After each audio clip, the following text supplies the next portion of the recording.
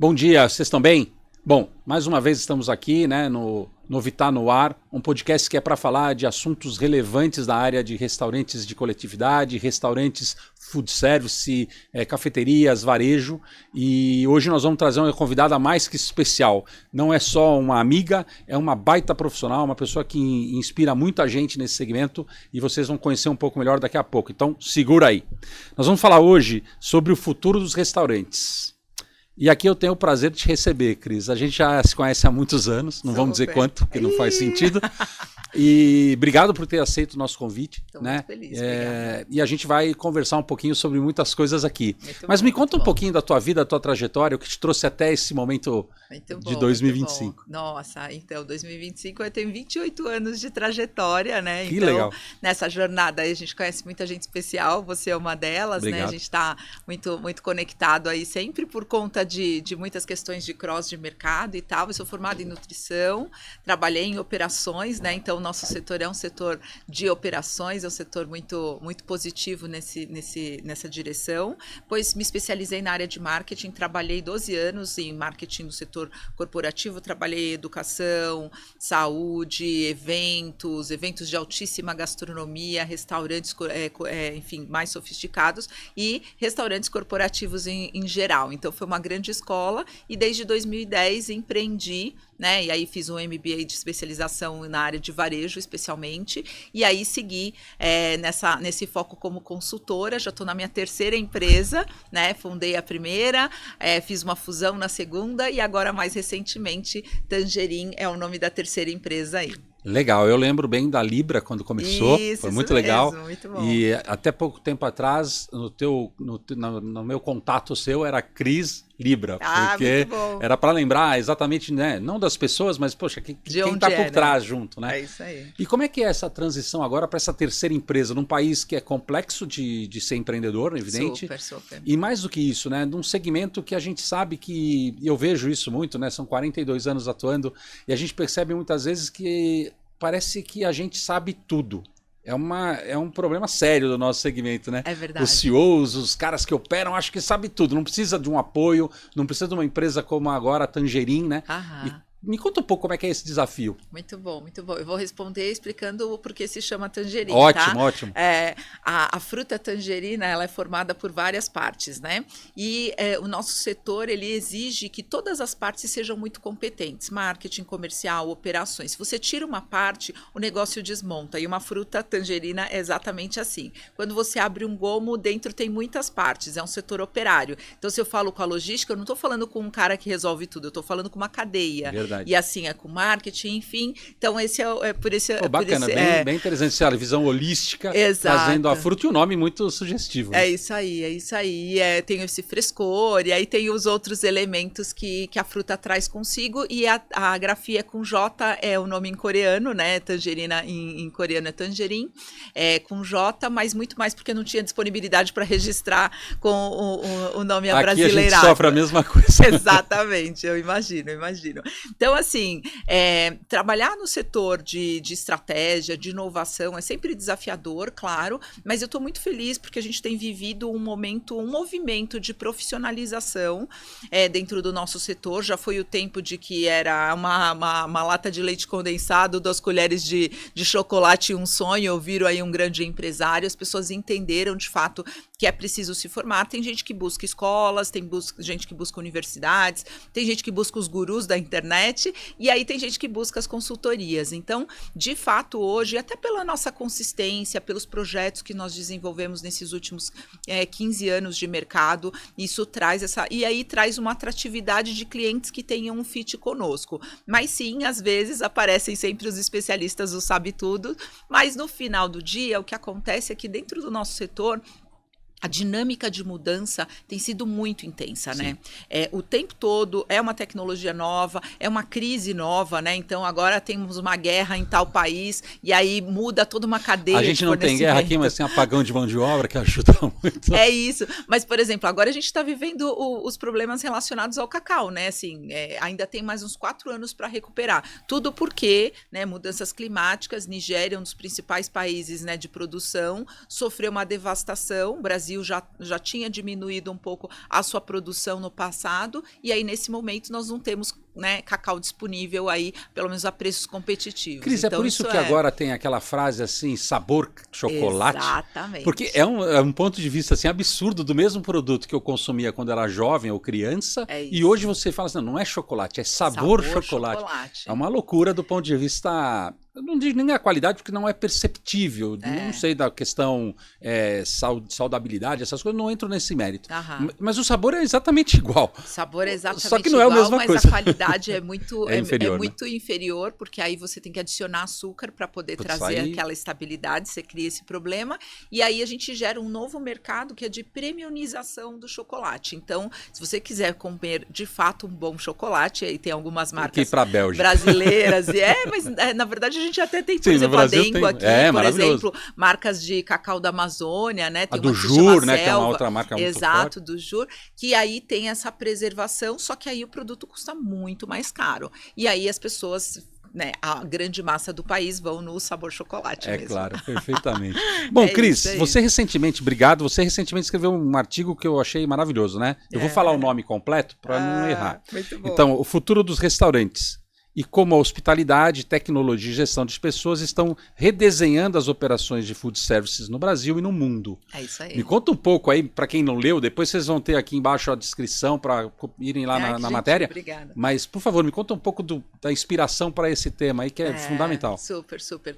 Nesse ano, no mês de agosto, acho que foi julho, eu participei de um evento promovido pelo iFood, que chama iFood Move, e eles me desafiaram, olha, traga um tema, uau. E aí, claro, a gente reúne com a equipe, reúne com a minha sócia e tal, e a gente estava discutindo, puxa, o que a gente pode falar já no segundo semestre? A gente tem que falar de futuro, e aí foi a partir daí, a gente, claro, fizemos ali várias pesquisas e tudo mais, para poder chegar, né, e definir esse nome, e também considerando alguns desafios que são regulares no nosso setor. Mão de obra, tecnologia pressionando muito o nosso setor, né? Quando a gente compara o food service, o mercado de alimentação de uma forma geral, ele está alguns passos atrás do mercado de varejo, por exemplo. Sim. Então, quando a gente coloca tudo isso num caldeirão, vamos falar sobre isso, e hospitalidade é a essência do nosso setor. Quando a gente fala hospitalidade, parece que está muito ligado à hotelaria, né? Exatamente. Mas a alimentação, normalmente, ela é a materialização da hospitalidade. Se eu te disser assim, vamos tomar um cafezinho,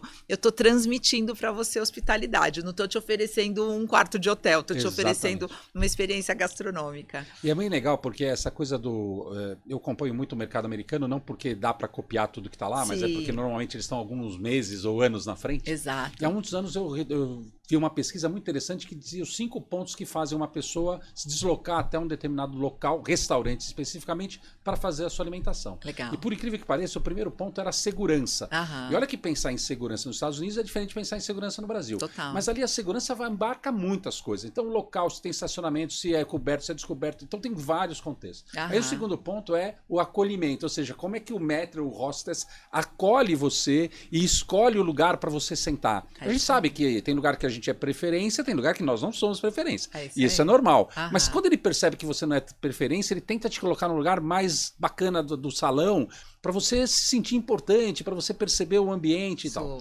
Enquanto você espera essa ponte entre o maître te colocar e o garçom vir, você está olhando o ambiente.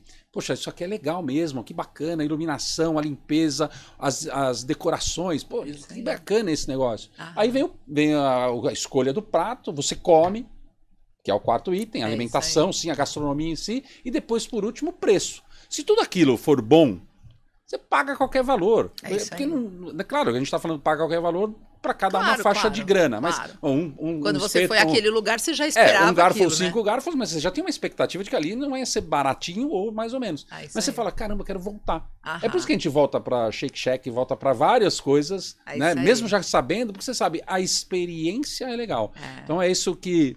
Muito legal. Bacana. E nessa questão quando a gente fala muito do segmento que a Novità está inserida, que é o segmento de restaurantes corporativos, super. Os desafios são muito grandes, né?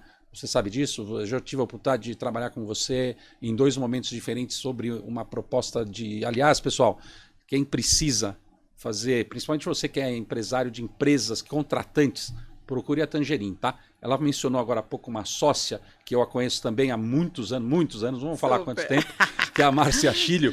E o mais interessante é que assim, a gente não ganhou nenhum dos dois contratos, mas o que a gente aprendeu com aquela experiência de fazer uma proposta para clientes diferenciados foi muito importante e mudou muitas coisas dentro da empresa. Então, vale a pena, você não vai ter nenhum tipo de custo adicional por isso, ao contrário, você só vai ganhar muita experiência. Então fica aqui a dica, tá obrigada, bom? Obrigada. A gente fez grandes movimentos para algumas empresas aí de mercado nessa direção. E eu participei de pelo menos 2 e eu achei assim sensacional, apesar de não ter tido a sorte de ganhar, mas a condução do processo e mais do que isso, aonde a gente não acertou. Muito bom. Né? Não é comparando o preço, ninguém falou disso, mas às vezes assim é frustrante, né? Você faz, quantas propostas todos nós fazemos ao ano? Sei lá, centenas. Isso aí. Aí você ganha algumas, as que você perde, o cara nem diz por quê. Aí você fala, como é que eu vou melhorar se eu não tenho um loss review aí para poder entender, né? Isso aí. Então é por aí. Bom, tá bom. Bom. Então é isso aí. O que você vê que pode ser uma transferência do que a gente viu na NRA, do que você vê o tempo inteiro em várias outras áreas, do varejo ou do food service para dentro desses restaurantes corporativos? Muito bom. Acho que uma coisa que empurra a gente sempre é o consumidor, né? E o consumidor que está dentro da empresa é o mesmo consumidor que 5 minutos depois vai para a rua e encontra um universo muito grande. Então, muitas vezes dentro das empresas nós estamos, né, como fornecedores, né, já tive aí na sua cadeira também, mais amarrados, né, em termos, olha, eu fechei um contrato, eu tenho essa entrega, eu tenho esse escopo e é por aqui que eu vou seguir. Perfeito.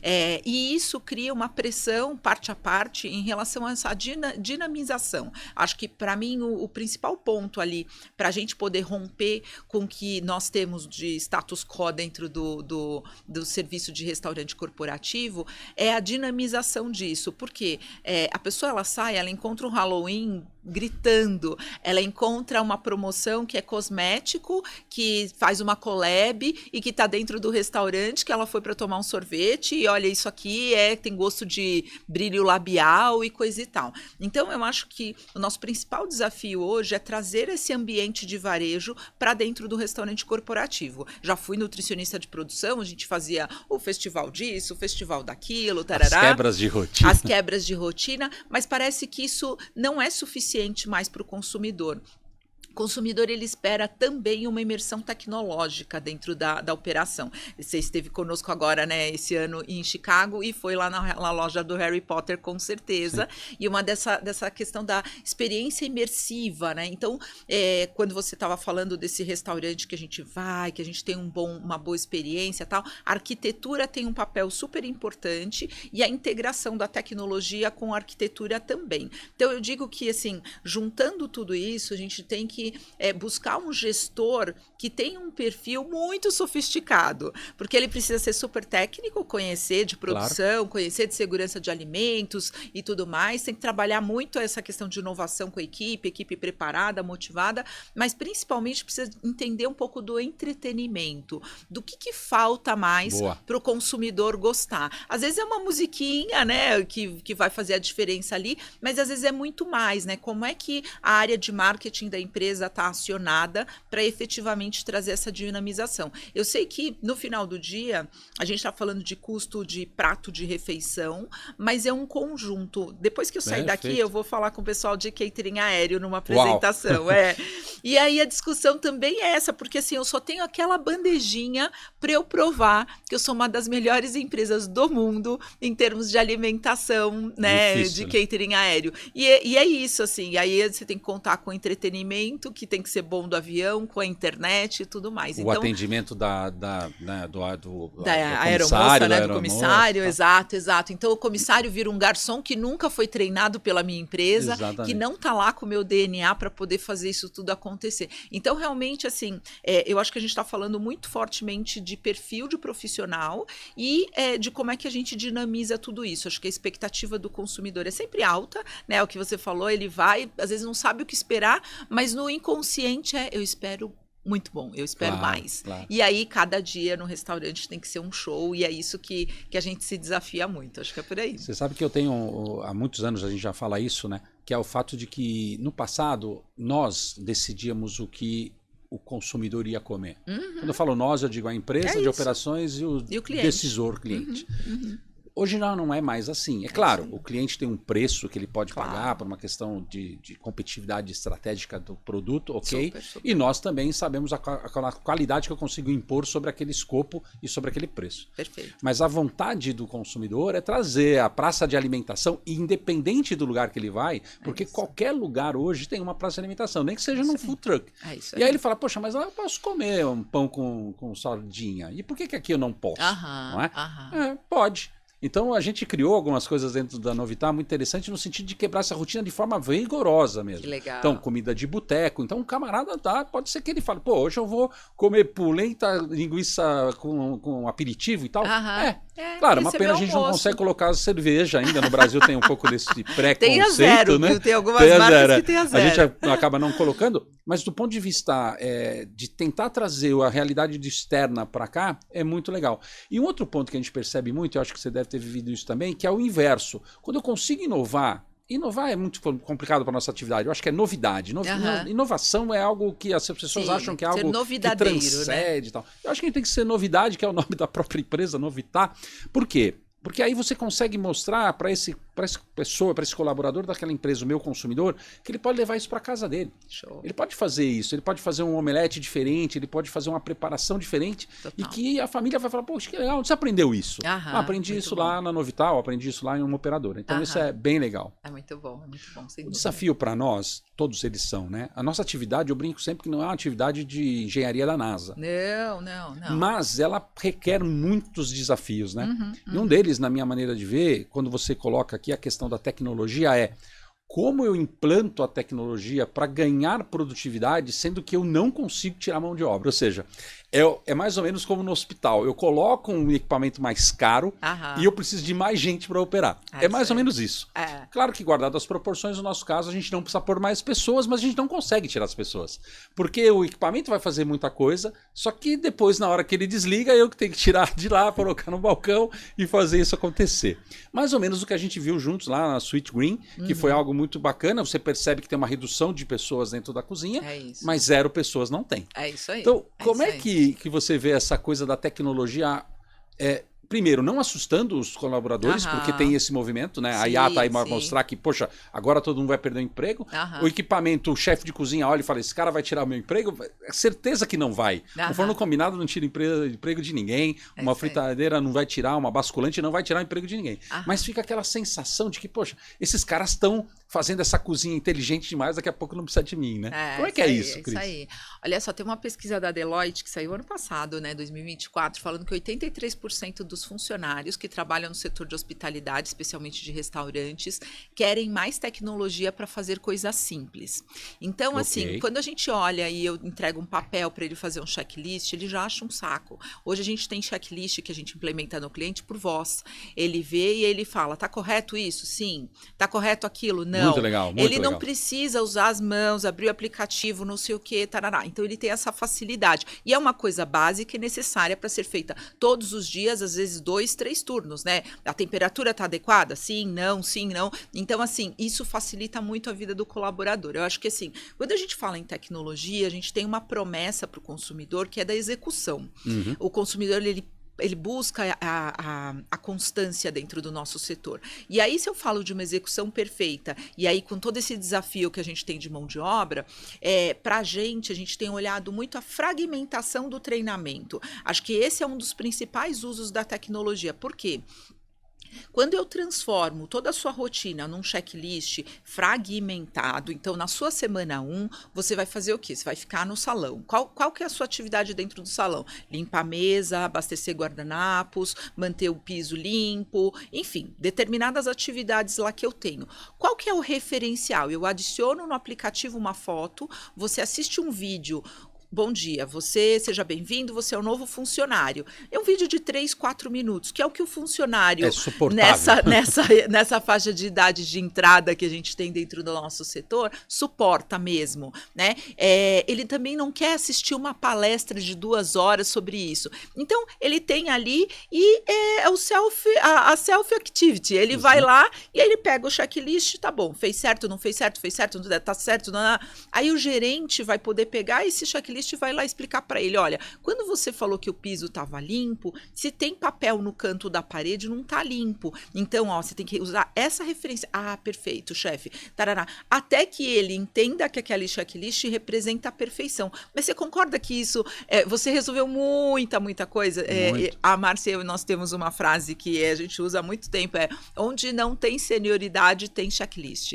E no nosso setor, cada vez mais é difícil você ter pessoas muito sêniores ou muito preparadas pelo turnover mesmo. Claro. Esse é outro dado também de pesquisa, esse é da Universidade de Cornell, que o nosso setor de alimentação globalmente roda 70% ao ano. É um né? número que eu tenho. É um número muito também. forte, exato. E quando eu estou falando de fast food, por exemplo, né, de redes enfim, de fast food em geral, isso pode ser 200% dependendo do segmento. Cozinhas mais quentes, né, salários mais baixos e tudo mais. E o funcionário, ele verbaliza, eu estou aqui por um tempo. Eu quero ficar aqui por no máximo 2 anos. 30% pelo menos falam que eu vou ficar aqui no máximo 2 anos. Porque é um projeto de vida transitório, né? É um setor difícil de trabalhar, né? Jornada, às vezes, 7 dias por semana, com descansos eventuais. Exato, exato. E hoje a gente tem uma grande dor que eles referenciam, que é fulano faltou, o meu chefe me liga e me diz, olha, você pode vir hoje? Pelo meu comprometimento eu vou. Só que aí eu deterioro a minha vida pessoal, eu deterioro a minha vida familiar.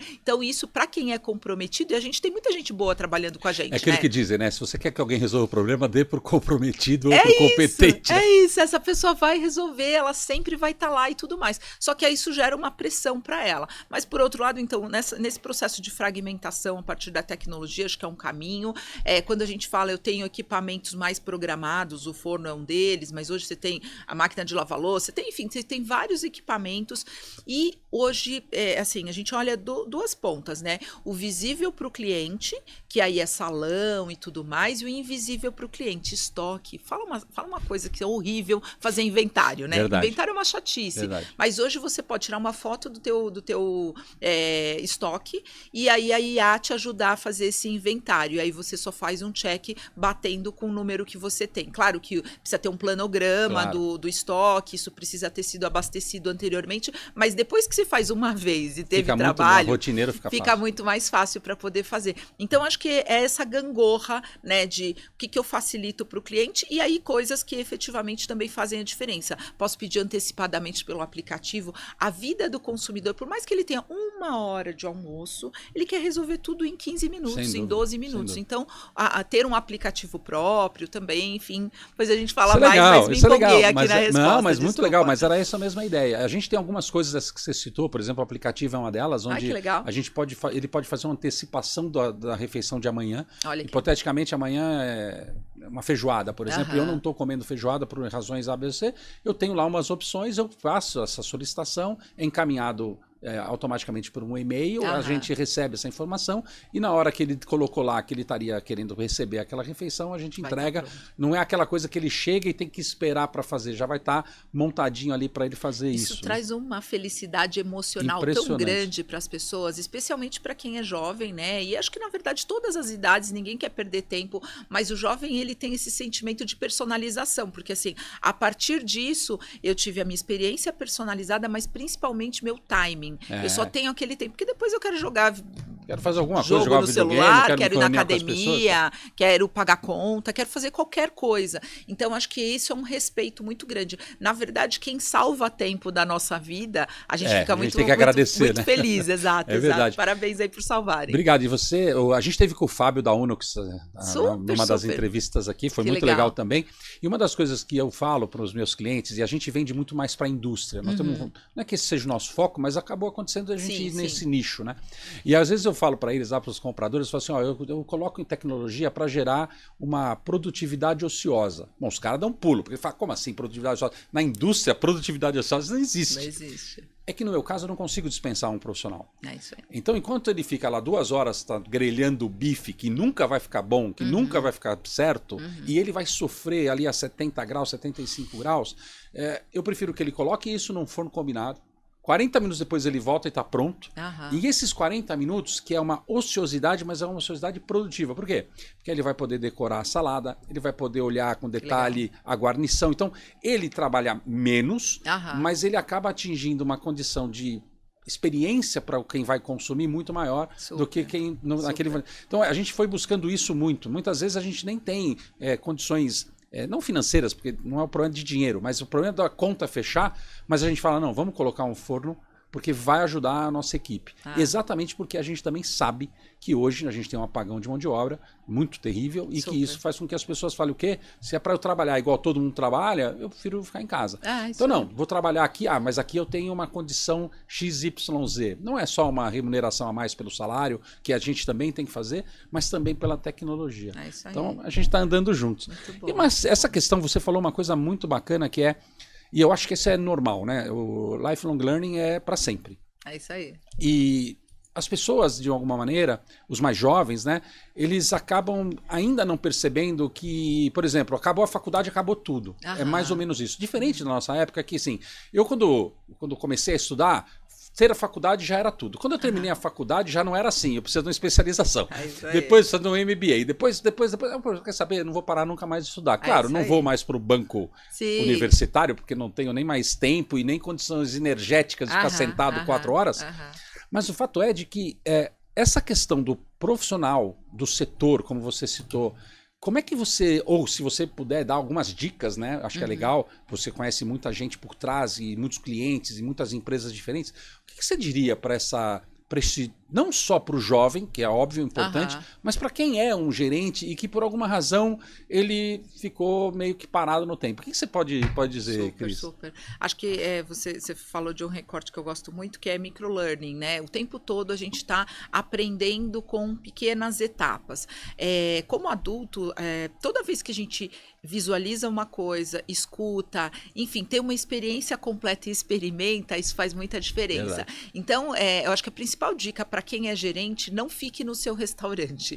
Visite outros restaurantes, visite outros modelos de negócios. Eu costumo visitar coisas absolutamente desconexas com o food service, para depois eu voltar e falar assim, uau, como isso é aplicado dentro do nosso setor. Então, treinar o seu cérebro para pensar diferente a partir de outras lógicas de negócio faz muito sentido para mim, cada vez mais.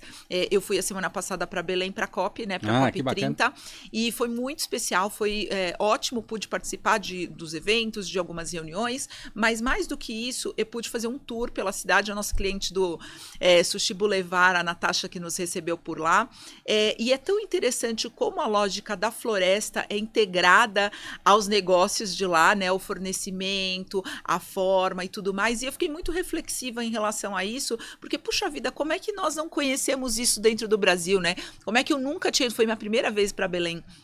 Então, fazer esse exercício. Então, muitas vezes até meu filho fala, mãe, vai descansar, né? A gente viaja de férias, e aí eu falo assim, deixa eu ir ali naquela padaria que eu soube que eles têm alguma coisa muito legal. Mas o meu destino sempre foi, minha filha, minha esposa sabem, as minhas filhas e minha esposa sabem, o meu destino é gastronômico. É isso. Eu vou para aquela cidade porque é legal, bacana e tal, mas não, eu tenho que pelo menos almoçar, ou tomar café ou jantar num lugar diferente para poder sentir essas novidades. Exato. Meu pai falava uma coisa que depois de velho eu aprendi, eu não sou tão velho assim, mas depois que eu amadureci, de que se você quer conhecer a cultura de algum lugar, você precisa comer a comida deles. É verdade. Do contrário, você não viu nada. É verdade, né? é verdade. E é bem por aí. É isso e aí. Aproveitando a sua fala, Cris, da COP, né, do Pará, pessoal, para quem vai para o Pará, não pode deixar de ir no Mangal das Garças.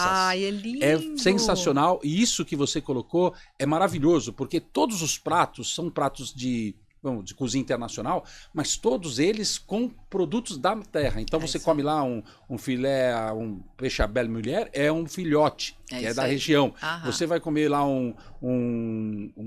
a gente chama de petit gâteau, eles têm lá também o nome, só que o bolinho é um bolinho com castanhas de Pará, com calda de cupuaçu e com sorvete de tapioca. Então, muito louco. Até arrepia, porque é um lugar que todas as vezes que eu fui... restaurante Amazônica na Cuia. É maravilhoso. Amazônia na Cuia. Então, assim, a gente precisa entender que essas coisas... E claro que não dá para você trazer 100% disso para dentro de uma localidade como São Paulo, por exemplo, em que pese São Paulo ter todas as etnias e todas as nacionalidades e cidades instaladas no mesmo lugar. Muito pouca gente nasceu em São Paulo, muitas vezes. É verdade. Mas não é tão simples, né? Porque não é todo mundo que gosta, não é todo mundo que sabe como é que aquilo é tratado, né? Mas é bem interessante. Parabéns por essa experiência foi muito bem bom, geral. Foi muito bom, muito bom. E assim, me conta um pouco como é que você vai fazer essa continuidade na Tangerine, se vai ser exatamente da mesma maneira, se tem alguma coisa nova, se puder contar, né? Claro, não sendo estratégico, conta pra gente. Não, podemos contar tudo, inclusive estratégico. Acho que é super bom quando a gente pode dividir o nosso conhecimento, a nossa visão aí de mercado. A gente vem numa jornada onde a tecnologia também tem que acompanhar o processo consultivo. O processo consultivo, ele tem muito a ver com o conhecimento, com a experiência das pessoas, mas também com metodologia. E aí depois nós adicionamos tecnologia. Então hoje a gente tem plataforma de dados, pesquisas, tem, enfim, um grupo de informações que a gente traz como um motor para cada um dos projetos para que a gente consiga mirar na inovação e aí transformar isso em estratégia. Então esse é o caminho. Nesse momento, eu posso te dizer que 35% do que a gente faz tem um motor de tecnologia muito forte. Mas a nossa intenção é que isso dobre de tamanho nos próximos 5 anos. E nos próximos 5 anos a gente tenha 70% da nossa atividade mais tecnológica e 30% humana. Por quê? Porque a gente também é desafiador ter consultores experientes, treinados, preparados. Então isso é super importante aí pra gente. E acho que uma coisa que, pelo menos a gente acredita muito como pessoa, é que a hospitalidade move o nosso setor, né? Então, trabalhando nesse setor, enfim, e tendo essa mentalidade, você estava falando sobre as pessoas e tudo mais, sobre o tempo que a gente libera, todo o tempo que eu liberar e eu puder ter um contato humano, isso é um luxo dos luxos. Sem dúvida. Então, assim, quando alguém diz assim, você pode tomar um cafezinho comigo? E você fala, posso, estou à disposição. É um luxo, porque as pessoas estão extremamente ocupadas com seus dispositivos eletrônicos, sejam ele o computador, o tablet, o celular, enfim, ou o metaverso, qualquer coisa que a pessoa está aí super conectada. Então, um dos grandes luxos que a hospitalidade nos traz é esse tempo humano. Que é um pouco de trazer a humanidade para a coisa, né? É isso, assim, a humanização. Eu não acho que é uma questão de saudosismo, absolutamente, né? Mas até pouco tempo atrás, e eu estou falando antes da pandemia, estou falando de 2019, 2018, era incrível que você falava assim, vamos tomar um café, as pessoas falavam em qual padaria? Isso, exato. Hoje, assim, vamos tomar um café, ela fala, te manda um invite para você fazer no Google. Não é isso, você não entendeu. Não entendeu. Você não entendeu. Eu quero tirar isso da frente, mas não é porque é ruim. É porque chega uma hora que não dá mais. A tecnologia é muito bacana, eu sou um cara que uso muito, né? Agora ainda mais com os agentes de IA, fica muito legal, eu recebo diariamente lá seus resumos de tudo aquilo que me interessa, né? Eu preciso construir alguma coisa, principalmente como professor, você precisa estar se atualizando o tempo inteiro. E aí você precisa construir alguma coisa, depois você pede lá para o Gama, ele vai lá e faz, aí você pega e analisa se faz sentido ou não. A maior parte delas eu não uso a inteligência artificial para me dar o texto, porque eu acho isso covardia demais, né? Eu preciso continuar mantendo meu cérebro ocupado. Mas ele me ajuda a dizer, olha, aqui você está indo para um lado que talvez o teu público não é isso que eles querem ouvir. Super. E a gente já fiquei muito amigo do ChatGPT, eu falo bom dia, eu peço desculpas, eu agradeço, já virei. E é muito legal porque ele também humanizou comigo. Muito né? bom. Então, de vez em quando, fala assim, e aí, Diógenes, tudo bem? Oi? Legal, tô bem. Então é meio interessante isso, mas não usando ela como uma ferramenta que possa me tornar uma pessoa menos antenada emocionalmente e intelectualmente também, né? Acho que isso é um ponto que todo mundo discute. Mas é legal. Pô, parabéns pela Tangerine. Eu espero que você e a Márcia tenham muito sucesso aí, como tiveram a vida toda, né? Obrigada. E, de modo geral, a gente já falou, mas se você pudesse falar assim, olha, você quer ter um restaurante do futuro? Qual seria, não a dica, mas assim, ó, e é claro que aqui é uma consultoria meio que de graça, então só mostra as canelas, né? não vai dar um spoiler, não. Mas o que eu precisaria fazer para poder transformar um restaurante aí, claro, corporativo tem lá as suas dificuldades, mas de modo geral, o que eu posso fazer? Né? Ainda mais hoje que a gente percebe que tem dois grandes movimentos, né? O primeiro movimento, na minha maneira de ver, é o pequeno que quer se transformar em grande. Sim. Esse tem um dono, muitas vezes ele tem lá, ele tá atrás do caixa, ele tá comprando, ele tá vendendo, ele tá limpando, ele tá fazendo tudo. Não é simples, não é fácil. Então, todas as grandes operações começaram assim também. Não, McDonald's não é McDonald's desde sempre. Sem dúvida. Porém, as outras são muito já estabelecidas. Então, você pega, por exemplo, o McDonald's, ele é aquele modelo. Ele, de vez em quando, ele muda o design, ele muda... Mas continua as cores vermelho e laranja, e amarelo. Começa aquela questão do do drive-thru é muito parecido. Põe no andar de cima, põe no andar de baixo, mas de certa forma o empacotamento é quase igual. Super. Como é que você transforma isso para o restaurante do futuro? Vamos lá. Então, o restaurante do futuro, ele tem que ter um ingrediente fundamental pra gente, que é a profissionalização. Então, assim, não dá mais para alguém partir de um nível não adequado para o consumidor, né? A gente tem que partir de um nível mais sofisticado. Acho que isso é um ponto fundamental, porque o Brasil, inclusive, se tornou uma referência para a América Latina, tá? Sim, então, sim. Quando nós falamos em termos de adoção de tecnologias, estratégias de marketing nas mídias sociais, o Brasil é muito forte nisso e faz cada vez melhor e faz muito bem. Então, inspira inclusive alguns países da Europa que vêm aqui olhar como é que a gente está fazendo isso.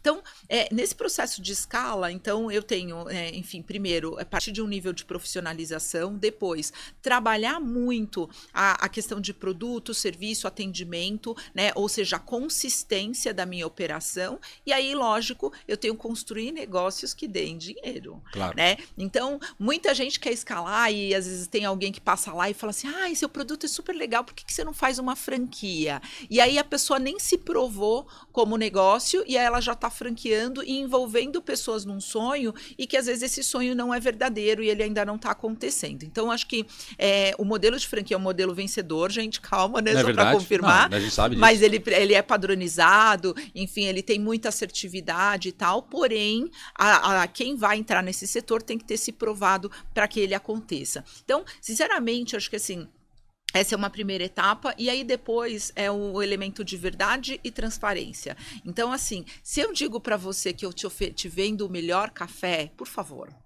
entregue-me o melhor café.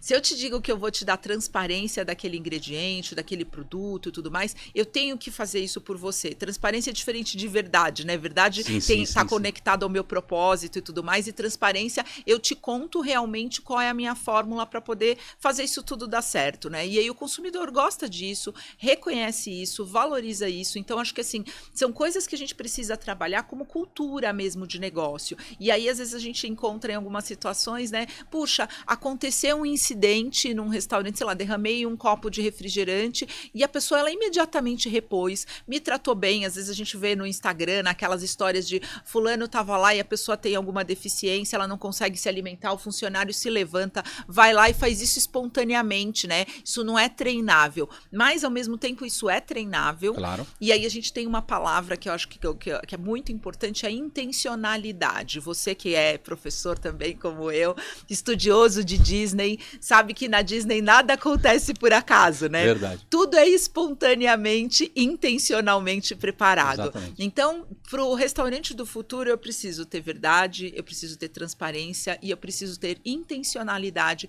para fazer a tua experiência perfeita. Então, como é que é? Eu tenho que dizer bom dia para todo mundo? Isso. Porque não faz sentido eu dizer bom dia para 1, 2, 3 pessoas, na quarta pessoa ela não recebe por quê? Não gosta de mim? Exatamente. O que está acontecendo? Exatamente. Eu não posso criar essa insegurança para o consumidor. Até porque, vamos falar a verdade, as pessoas estão muito carentes de atenção. Tempo de tela... Principalmente quando você vai no presencial. Exato. O tempo de tela é muito alto, né? A gente tem discutido, as empresas, né, tem trazido as pessoas para o ambiente presencial novamente, mas existe uma massa de trabalhadores, especialmente, né, as pessoas que, enfim, são mais nômades na sua jornada e tal, que entendem que não, eu quero ficar mais afastado e tudo mais. Mas que quando vão no presencial, elas esperam alguma mágica. E aí a mágica tem que ser isso, né? Tem que ser a intencionalidade de você entregar um ótimo serviço e tudo mais. E eu sei que você usa uma plataforma que eu gosto muito, que é a Solvis, né? Que é de pesquisa com também consumidor. Também esteve aqui, o Léo. Ah, que legal, Léo, querido. Eu só estou convidando amigos e gente muito competente do segmento, certo? Depois nós vamos convidar outros que são menos amigos, mas com certeza virão, porque amigos, porque a gente convive há muito tempo, né? De um dia, 2. São... O Léo é uma pessoa alguns são décadas, mas vamos deixar por aí. E uma pessoa super competente em relação à pesquisa, Sem né? dúvida. Agora ele tem uma aplicação que a pessoa, ela grava uma mensagem, né? E aí isso se torna um dado de pesquisa. Então, ouvir o cliente não pode ser difícil, não pode ser confuso, e a gente também tem que ajudar a equipe a decifrar isso. Acho que esse é um ponto, porque às vezes eu digo assim, a comida não está gostosa, aí o cozinheiro chora para um lado, lado, a nutricionista se descabela para o outro e tudo mais. E às vezes não é isso. Não é o que eu gosto de comer. Por exemplo, eu não gosto de dobradinha, mas é um prato que muitas pessoas gostam. Aí eu digo, a comida não tá boa hoje, mas não tá boa para mim, porque eu não gosto de dobradinha. Claro. Então, se eu tivesse gravado um áudio, eu poderia ter dito assim, olha, eu não gosto de dobradinha. Portanto, nesses dias, façam alguma coisa que eu goste, sei lá, omelete, frango, sei lá, façam algum complemento, me deem essa opção. Então, isso teria amenizado todo esse processo de feedback. Então, acho que é isso, assim, Restaurante do Futuro, ele tem uma engrenagem, mas profissionalismo é um nível que a gente não pode, não dá para voltar para trás, exato, não dá para voltar para trás. E eu tenho observado, ou tenho tido a felicidade, na verdade, de ser convidada para estar em fóruns muito diferentes. Há 2 semanas atrás eu fui para o Rio, para conhecer o setor de quiosques, que existe a partir de uma empresa, né, a Orla Rio, que atua administrando isso, tem mais de 300 quiosques no Rio, e agora está vindo para São Paulo para fazer o Orla Vila Lobos, que vai ter dentro do parque e tudo mais, e aí tem na Bahia, enfim, todo um gerenciamento. O nível de sofisticação, de gestão dos quiosques que existem hoje, cozinha central de produção para poder produzir produtos, enfim, o sistema de cobrança, atendimento ao cliente digitalizado, captação de dados. Então, num quiosque de praia, que há pouco tempo atrás, sei lá, 10 anos atrás, a gente imaginava que é um seu Zé, uma pessoa que, né, não tem um bom nível ali te atendendo. Que bom que tivemos os seus Zés, e esses seus Zés cresceram dentro desse movimento de profissionalização. Sem dúvida. Acho que a gente tem que reconhecer também o valor de cada um desses atores dentro da nossa jornada. Só chegamos aqui porque alguém carpinou esse terreno aí, essa estrada. Seus Zés, Donas Marias ajudaram a gente a chegar aqui e a entender, puxa, eu posso fazer muito mais, né? Que legal, você sabe que você comentou uma coisa que a gente finalizamos 2 pilotos e agora a gente deve avançar com mais velocidade. Por incrível que pareça, todos nós sabemos que, por exemplo, desperdício é uma coisa que está meio que inerente à nossa atividade. E a gente não pode se conformar com jogar comida fora. Isso é uma coisa que, assim... E não se trata de ser bondoso, se trata de ser racional, né? De falar, poxa, não faz sentido. E a gente colocou um processo agora que ele é acompanhado digitalmente, onde a gente consegue ter a quantidade real de que está sendo desperdiçado e conseguimos fazer um check-in entre por que dobradinha e frango não dá certo. Olha aí trabalhando. Então, aí a gente consegue fazer uma programação melhor. Então eu sei que, poxa, dobradinha e frango não dá certo. Dobradinha não teve... As pessoas que pegaram dobradinha não devolveram. Gostaram. Beleza, então essa receita está confirmada, essa receita é ok, beleza, não mexe nela, deixa quieto. Mas o frango não foi legal. Tá bom. Eu sei que frango eu excluo. Agora eu faço o quê? Eu vou pensar numa boa combinação. Pode ser que na próxima vez quando eu fizer, a combinação pode não estar perfeita ainda, mas ela pode ter subido ou descido. Mas antes eu não tinha isso. Era meio empírico. As pessoas não gostam de dobradinha. Ou as pessoas não gostam de frango. Não. Põe lá e vamos ver o que é. Só tem um jeito, né? Através de dados inteligentes para você poder ter essas coisas. Então, o quanto a gente está conseguindo fazer, o desperdício não é um absurdo o que está reduzindo. Reduzimos 3,5% em um valor que tem 50%, você está falando de 1,5%. Não é pela margem, porque esse valor está começando a pagar agora o investimento da tecnologia. Mas olha só o quanto eu começo agora a atingir níveis de satisfação melhor. Eu consigo não ter desperdício, mesmo que eu não tenha o ganho, só que a cadeia inteira se beneficia. Eu não vou ser aqui o cara que vai dizer, eu estou conseguindo economizar água, estou conseguindo economizar energia lá na fábrica. Não vou ser tão pretencioso assim. Mas é uma forma que a gente buscou de como é que a gente reduz carbono aqui, porque não tem outro jeito. Ali na ponta não tem muito o que fazer para reduzir carbono. Eu gostaria, mas não é tão simples. Se a gente fizer a conta pelo número de refeições que vocês produzem por dia, por mês, por ano, por hora, 3,5% tem um impacto enorme. E mais do que isso, pessoas que podem ser alimentadas. E eu sei que vocês fazem ações nessa direção também. E isso é muito, muito importante, porque todo o processo para trazer a semente até a mesa, né, é muito caro e sofisticado. Então a gente tem o agro, a gente tem depois todo o sistema logístico, né, que vai, enfim, para a indústria ou que passa pelos CEAGESPs aí da vida, né, os CEASAs de uma forma geral, até chegar à nossa mesa e fazer todo esse processamento. Então, assim, não dá para a gente considerar isso, é imoral, considerando as pessoas que passam fome, considerando uma série de questões de desigualdade social, né? A gente percebeu muito isso, né? Muito legal. E, então, assim, a gente está cada vez mais tentando conectar a tecnologia com as pessoas. E tem dado certo, na medida do possível. E claro, né, no tamanho dos investimentos que a gente pode fazer. A gente ainda é uma empresa média, vamos chamar assim, mas com um espírito enorme de fazer as coisas acontecerem, de dar certo e de fazer não uma revolução, porque não é essa a ideia, não estamos aqui para tirar espaço de absolutamente ninguém, mas ao contrário, de tentar que venham junto. Muito bom. E a gente tem percebido alguns movimentos muito interessantes, apesar de sermos pequenos, né? E normalmente não é o pequeno que dita as regras, né? Mas eu acho que aquela frase de que se você quer fazer a diferença, faça. É isso aí. E aí, se você vai agradar o seu cliente, está ótimo. Se você está fazendo diferente do que o seu consumidor, mas o seu cliente está satisfeito, vamos que vamos, né? É isso aí. Então, a ideia destrava, né? fazer o concorrente não olhar tanto para ele, não que não seja importante, né? Até o próprio, pouco tempo atrás, o Bezos deu uma entrevista dizendo assim que quando ele criou a Amazon, ele não pensou em nenhum concorrente dele. Eu falei, malandro, é verdade, ele criou uma livraria digital, porque se ele fosse criar uma livraria igual a dos concorrentes, ele teria que ter feito uma na Champs-Élysées, uma sei lá, na Times Square, uma aqui em São Paulo, na Avenida Paulista, ou na Berrini, mas não foi isso que ele fez. Então, ele não ficou olhando para a concorrência. Isso aí, mudou a ele lógica, olhou né? para o consumidor e falou, o que esse cara espera de mim? Né? Então, acho que essa questão da visão do futuro, do restaurante do futuro é isso. Muito Cris, muito bom. Suas considerações finais, pô, a gente pode ficar aqui um monte de tempo falando, muito mas bom. o que você tem para deixar aí para os nossos telespectadores? Eu nem sei como chama o pessoal que assiste podcast, tá? Né? Mas vamos colocar telespectadores, Então tudo bem. Adorei.